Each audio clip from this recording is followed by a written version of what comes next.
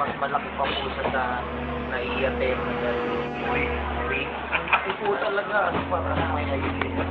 Sa loob po nung warehouse, puro baril. Ang dami po talaga, patong-pato.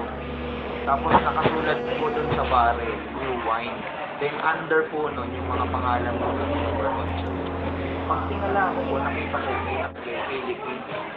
So na-notice ko po yung dito, yung sa bunga, yung mga kilalang searches po dito po sa Philippines. Na-notice ko yung mga working angels, pasok sila dun sa kaloob-looban, lalabas sila, daladalin yung mga baril, parang ilalabas nila pero. Kaya nung pagtalikod ko po gano'n, mga konti lang po yung baril na nasa labas na i-deliver.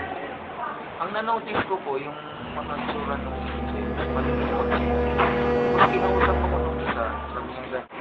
Napansin ko, ba't hindi pinapansin yung mga baril? Sabi niya gano'n. Hindi, wala pa kasi silang new wine skin na paglalagyan. Then, naalala, ako po yung sinabi sa Bible, kapag naglagay ka ng new wine dun sa old wine skin, puputok lang ang masasaya. So, sabi nung angel na kausap ko sa niya, ipanalangin nyo dahil itong mga new wine na to para sa body. Ito ni Lord na maranasan, matikman nila lang. So, doon po. Tapos, makabalik po ako. Napansin ko rin po yung atmosphere doon sa loob nung napakabango po talaga yung loob ng warehouse.